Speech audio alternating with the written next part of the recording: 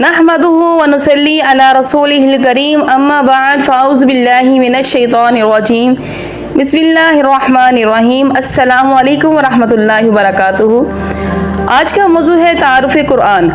कुरान हकीम के मुतालिक अपना अक़ीदा हम 3 सादा जुमलों में बयान कर सकते हैं।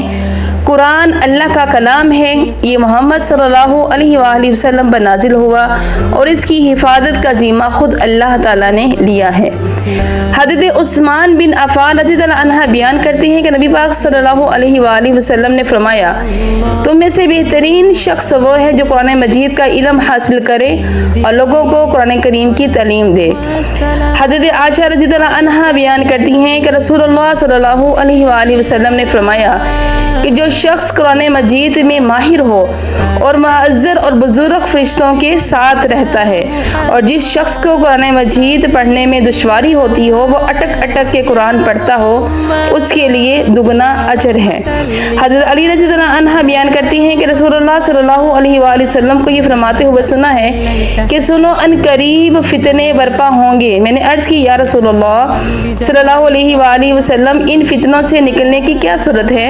तो आपने फरमाया, किताबुल्लाह, इसमें तुम्हारे से पहले लोगों की खबरें हैं और तुम्हारे बाद आने वाले लोगों के लिए पेशगोइयाँ हैं।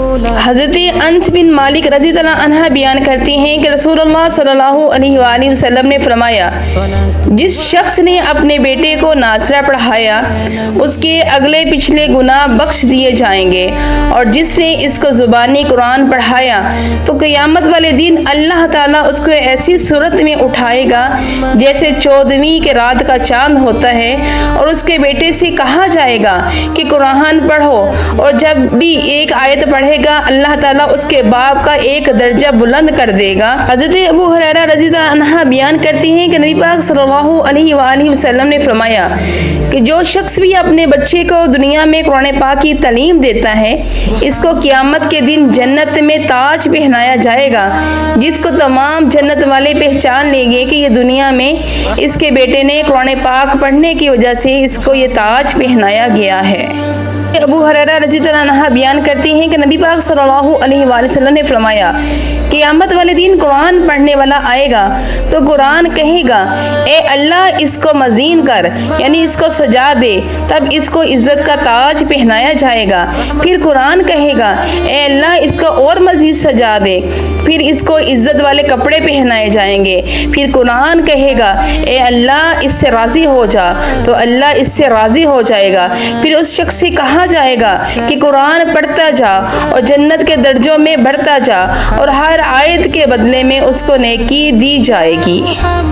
हज़रत अब्दुल्ला बिन मसूद रज़ियल्लाहु अन्हा फरमाते हैं कि जो शख्स ये पसंद करता है कि इससे अल्लाह और उसके रसूल मोहब्बत करें, तो वो गौर करें कि अगर वो कुरान से मोहब्बत करता है तो वह अल्लाह और उसके रसूल से भी मोहब्बत करता है।